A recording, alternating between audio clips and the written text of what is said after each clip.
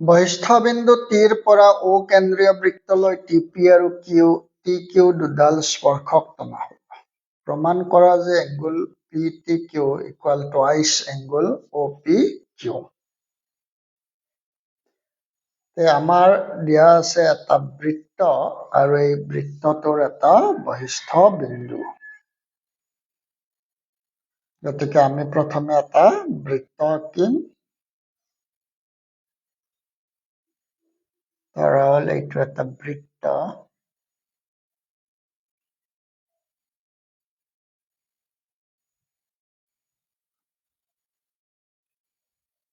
এতিয়া আমি বহিস্থ বিন্দুৰ পৰা বৃত্তটোলৈ দুডাল স্পৰ্শক আঁকিম।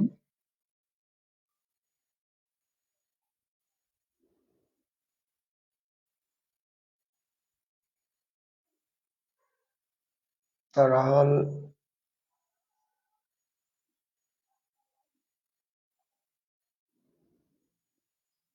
টি বহিস্থ বিন্দুৰ পৰা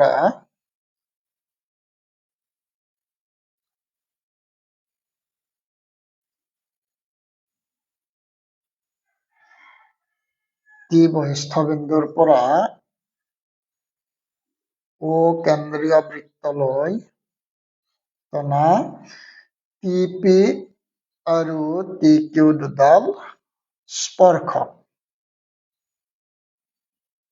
এতিয়া আমি প্ৰমাণ কৰিব লাগে যে এংগুল পি টি কিউ এই এংগুলটো is equal twice angle O P Q. O P Q আমি ড্ৰ কৰিম। অ পি আৰু অ কিউ জইন কৰা হ'ল।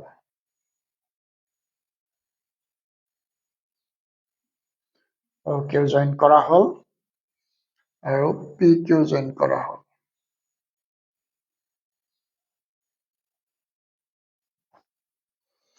এতিয়া আমি প্ৰমাণ কৰিব লাগিব যে এই এংগুল পি টি কিউ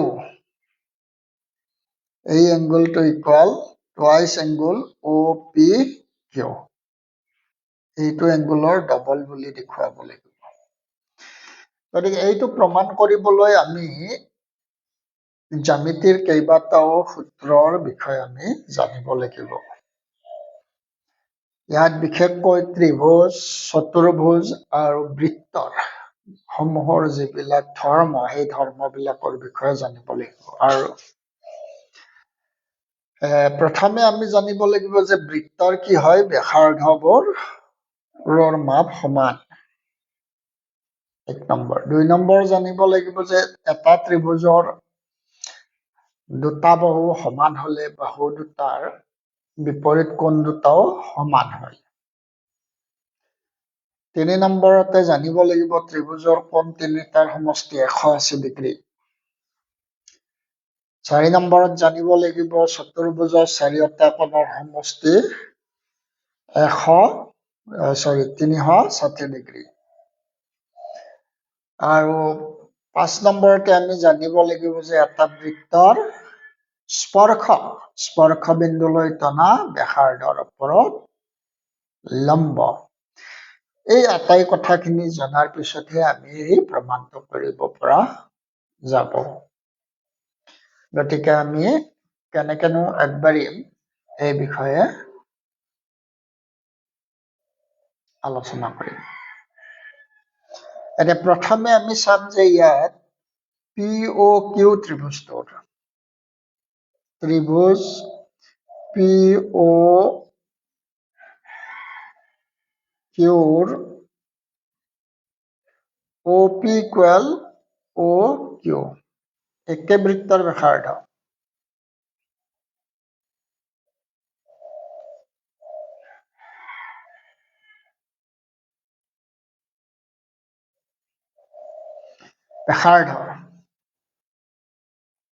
গতিকে ত্ৰিভুজ পি অ কিউৰ OP ইকুৱেল OQ, গতিকে এই বাহু দুটাৰ এইটো বাহুৰ সমান, গতিকে এই বাহু দুটাৰ বিপৰীত কোণ দুটা সমান হ'ব, অৰ্থাৎ এইটো কোণ সমান এইটো কোণ হ'ব।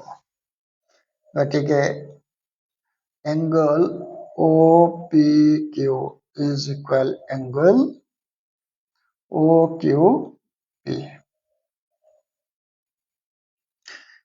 আকৌ আমি জানো যে ত্ৰিভুজৰ কোণ তিনিটাৰ সমষ্টি 180 degree. angle OPQ plus angle OQP plus angle POQ equal 180 degree. যেহেতু ত্ৰিভুজৰ কোণ তিনিটাৰ সমষ্টি 180 ডিগ্ৰী।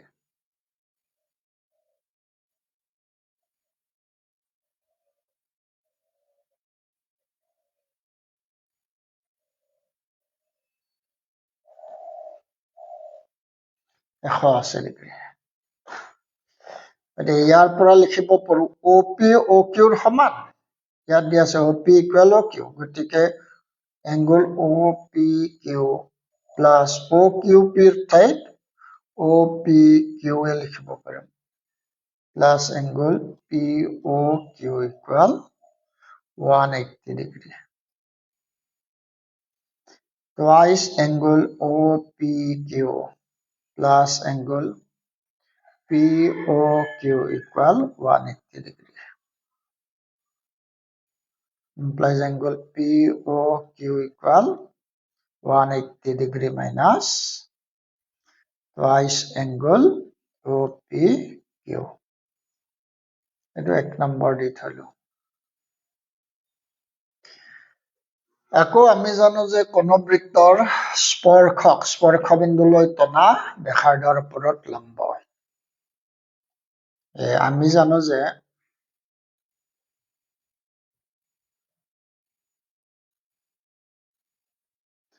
বৃত্তৰ স্পৰ্শ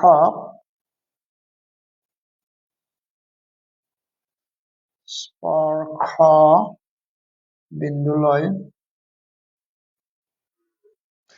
টনা ব্যাসাৰ্ধৰ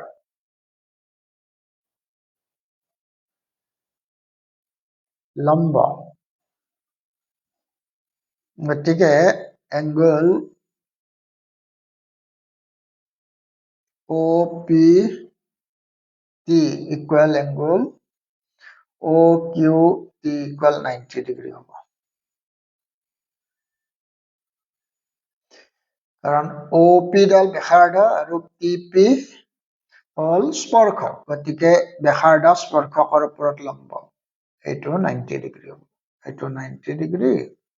ঠিক এইদৰে এই এংগলটো 90 ডিগ্ৰী, কাৰণ OQ ব্যাসাৰ্ধ আৰু PQ স্পৰ্শ, এইটো 90 ডিগ্ৰী হ'ব।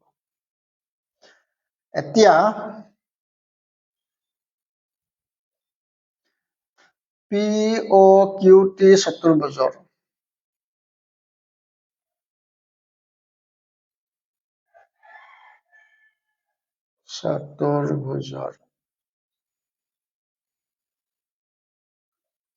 আমি জানো চতুৰ্ভুজৰ কোণ চাৰিটাৰ সমষ্টি 360 ডিগ্ৰী।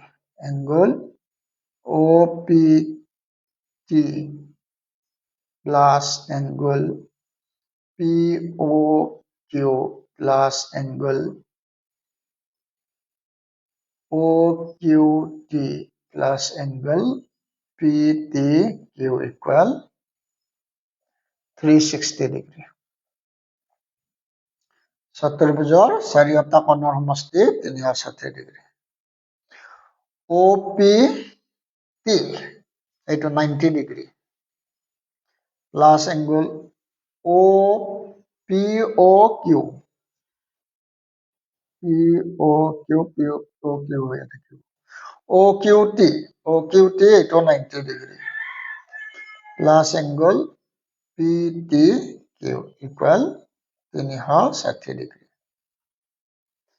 ইয়াৰ পৰা 90 plus 90 180 ডিগ্ৰী, এইটো পক্ষান্তৰ কৰিলে আমি পাম, এইটো লিখি ললো angle POQ plus angle PTQ equal 360 degree minus 180 degree equal 180 degree হ'ব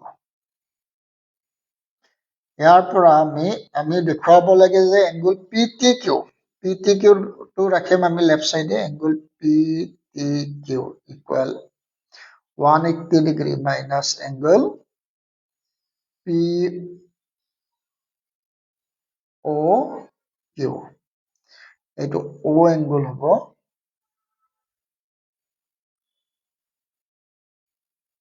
এইটো angle টো হ'ব লাগিছিল